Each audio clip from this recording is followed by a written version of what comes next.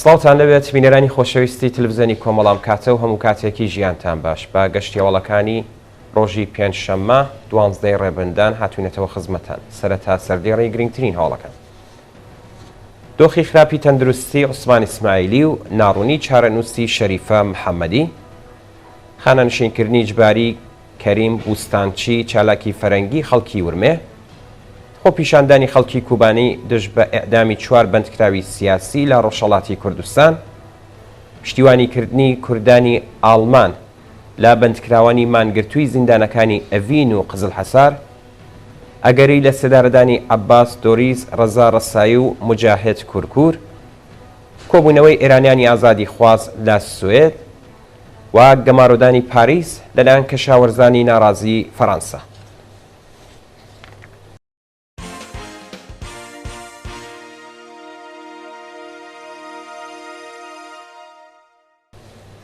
درێژەی هەواڵەکان.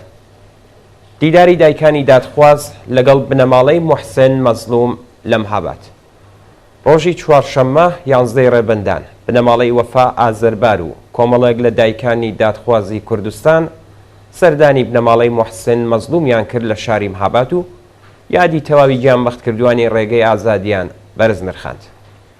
بەپێی ئەو وێنە و ڤیدیۆیانەی بەدەستمان گەیشتووە دایکانی دادخوازی کوردستان بە کۆبوونەوە لە ماڵی موحسن مەزلوم وێڕای ڕێزگرتن لە یادی تەواوی گیانبەختکردوانی شۆڕشی ژینە، یەکڕیزی و یەکگرتووی خۆیان بۆ دادخوازی خوێنی بە ناحەق ڕژاوی ڕۆڵەکانیان دووپات کردەوە. دۆخی خراپی تەندروستی عوسمان ئیسماعیلی و ناڕوونی چارەنووسی شەریفە محەممەدی.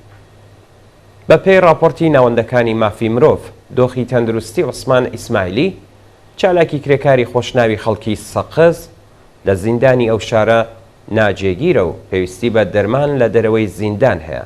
هەروەها چارەنووسی شەریفە ڕەسووڵی چالاکی کرێکاری بەندکراو لە زیندانی سنە بە ناڕوونی ماوەتەوە. بە پێی زانیاریەکان دۆخی عوسمان ئیسماعیلی بە جۆرێک نالەبارە کە بەوتەی پزیشکەکان ئەگەر نەشتەرگەری بۆ نەکرێت مەترسی جددی لەسەر تەندروستی ساز دەبێت.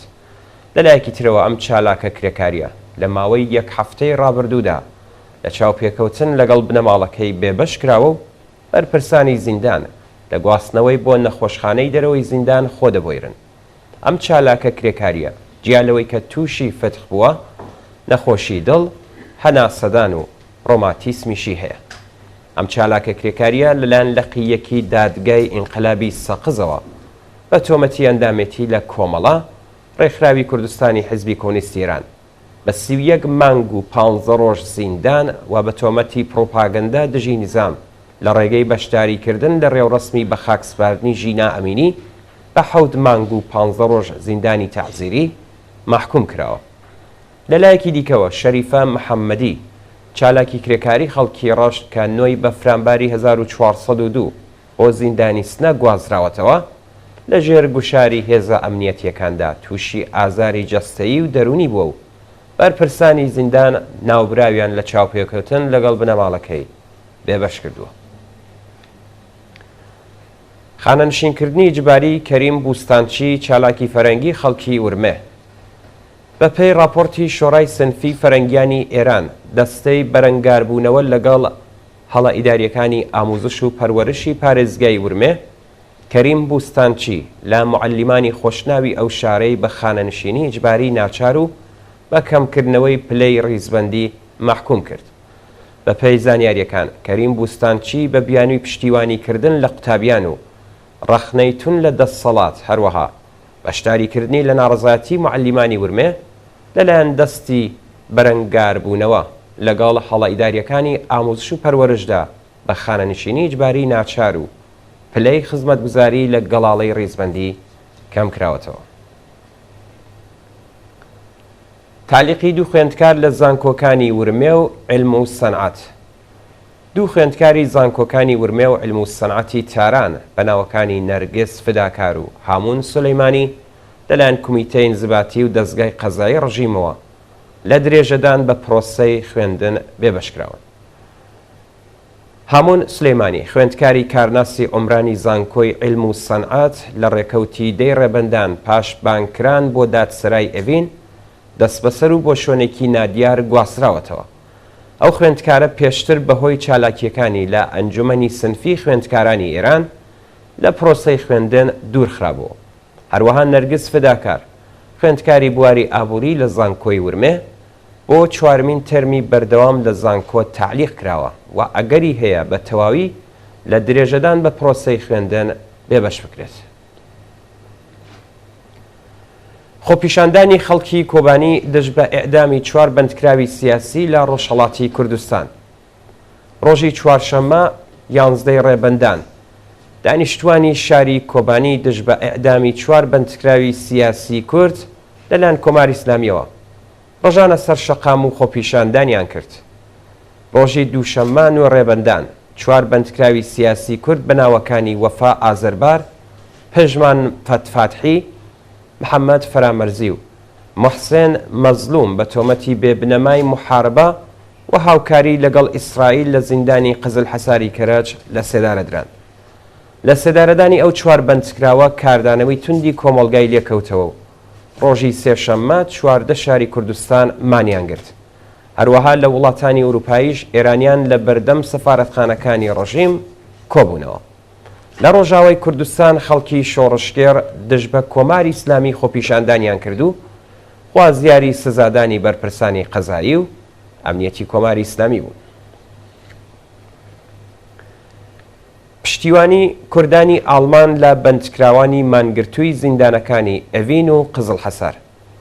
ڕۆژی چوارشەممە 11 ڕێبەندان بە پێشەنگایەتی لاوانی ڕۆژهەڵاتی کوردستان لە فرانکفۆرتی ئاڵمان بۆ پشتیوانی لە بەندکراوانی مانگرتووی زیندانەکانی ئەڤین و قزل حەسار و هەروەها ئیدانەکردنی ئێعدامی بەندکراوان لەلایەن کۆماری ئیسلامیەوە مانگرتن بەڕێوەچوو.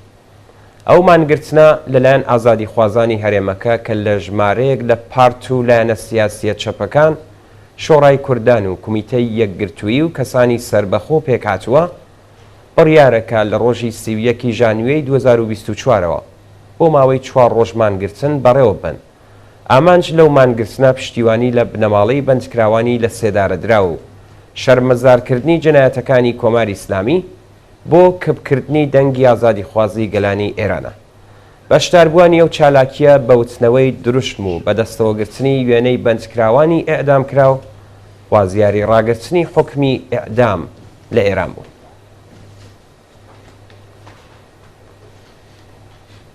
کۆبوونەوەی کرێکارانی شارەداری لە زاهیدان و تاران.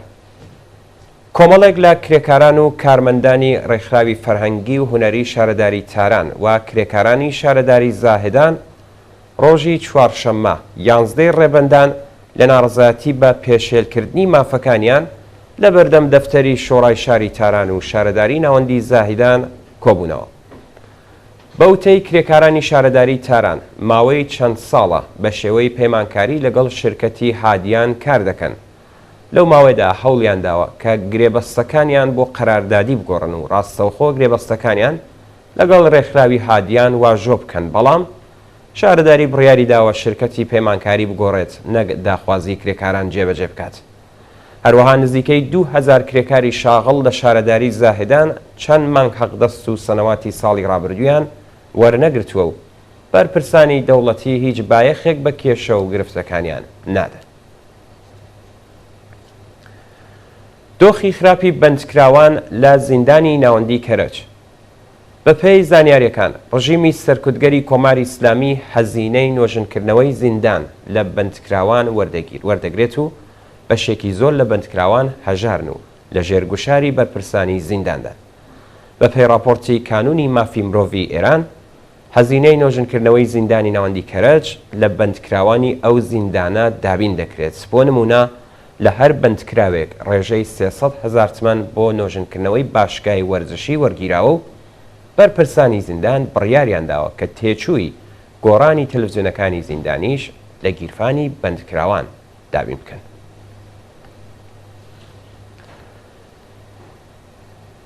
ئەگەری ئێعدامی عەباس دۆریس ڕەزا ڕەسایی و مجاهێد کورکور.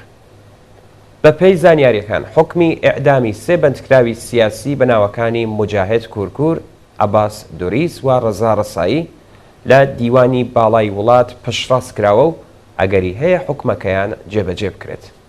عەباس توریز لە بەندکراوانی شۆڕشی خەزەڵوەری 98 لە بەندەری ماهشەهرە کە بە تۆمەتی کوشتنی مەئمورێکی ڕژیم سزای سێدارەی بەسەردا سەپێنراوە. هەرچەند بنەماڵەی ئەو مەئمورەی ڕژیم ڕەزایەتیان داوە، بەڵام دەستگای قەزای ڕژیم داخوازی پارێزەرەکەی بۆ پێداچوونەوە بەو حکومە ڕەت کردووە و ئەگەری هەیە لە سێدارە بدرێت. لەلایەکی دیکەوە مجاهد کورکور وا ڕەزا ڕەسایی لە دەستبەسەرکراوانی شۆڕشی ژینا لە شارەکانی ئیزە و سەحنا کە بە تۆمەتی کوشتنی کیان پیرفەلەک و نادر بەیرامی بە ئیعدام مەحکوم کراون، حکومەکەیان لە دیوانی باڵای وڵاتەوە پشتڕاست کراوەتەوە و ئەگەری هەیە لە ڕۆژانی داهاتوودا لە سێدارە بدرێت. کوژران و برینداربوونی سێ هاوڵاتی بە تەقەی هێزەکانی ڕژیم لە سۆران و ئێرانشار. ڕۆژانی سێشەممە و چوارشەممە 10 و 11 ڕێبەندانی 1402 دوو هاوڵاتی بە تەقەی هێزەکانی ڕژیم لە شارەکانی سۆران و ئێرانشار گیانیان لەدەستا و شارۆمەندێکی دیکەش بریندار بوو. بە پێی راپۆرتی حالوەش ڕۆژی چوارشەممە لیباس شەخسیەکانی کۆماری ئیسلامی لە شارستانی سیب و سۆران ڕاستەوخۆ تەقیان لە شارۆمەندێکی بەلوچ بە ناوی سەعدوڵڵا سەنجەری کردووە و ناوبراو بەهۆی بەرکەوتنی چەند فیشەک گیانی لەدەستاوە. ڕۆژی سێشەممە هێزەکانی ڕژیم لە ئێرانشار تاکسیەکی ئێسنەپیان داوەتە بەردەستڕێژی گولە و بەو هۆیەوە دوو هاوڵاتی لۆڕ و بەلوچ گیانیان لەدەستاوە. بە پێی زانیاریەکان شارۆمەندە لۆڕەکە ناوی مێهدی حسەینپور تەمەن 34 ساڵ و خەڵکی یاسووج و دانیشتووی ئێرانشار بووە. کۆبوونەوەی ئێرانیانی ئازادیخواز لە سوێد. ڕۆژی چوارشەممە 11 ڕێبەندان کۆمەڵێک لە ئێرانیانی ئازادیخواز لە شاری ستۆکهۆڵمی سوێد کۆبوونەوە و ناڕزایەتی خۆیان لە ئاس ئیعدامی بەربڵاوی بەندکراوان لەلایەن کۆماری ئیسلامیەوە نیشاندا.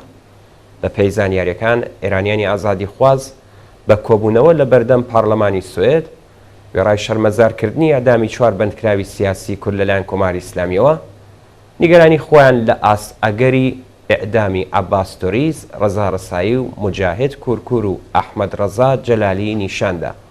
بەشداربووانی ئەو چالاکیە داوایان لە دەوڵەتی سوێد و یەکێتی ئەوروپا کرد تاکو هەوڵەکانیان بخەنەگەڕ بۆ ئەوەی ڕێگە لە ئیعدامی ئەو 4 بەندکراوە سیاسیە بگرن. و دوا هەواڵمان سەبارەتە بە گەمارۆدانی پاریس لەلایەن کەشاوەرزانی ناڕازی فەڕەنسا. ڕۆژی چوارشەممە 11 ڕێبەندانی 1402 هەتاوی کەشاوەرزانی فەڕەنسەوی بۆ چەندەهەمین ڕۆژی بەردەوام ئۆتوبانەکانی دەوروبەری پاریسیان داخست و هێزەکانی پۆلیس نەیانتوانی کۆبوونەوەکان تێک بدەن. بە پێی راپۆرتەکان کەشاوەرزانی فەڕەنسا، ئیتالیا، ئاڵمان، بلژیک، ڕۆمانی، لەهستان و هۆلەند لە ئاستۆخی خراپی پیشەیی، کەمی حەقدەست، زیادکردنی باج، بڕینی پشکی سوتەمەنی و هاوردەکردنی بەرهەمی کشتوکاڵی دەرەکی ناڕازین و بڕیاریان داوە کە ئەگەر داخوازیەکانیان جێبەجێ نەکرێت بەرەو شاری بڕۆکسل و پارلەمانی یەکێتی ئەوروپا بەڕێ بکەون. بڵێ ئازیزان گەشتیەوەڵەکانتان پێشکەشکرا فەرموون بۆ بینینی درێژەی بەرنامەکانی تەلەڤیزیۆنی کۆمەڵە.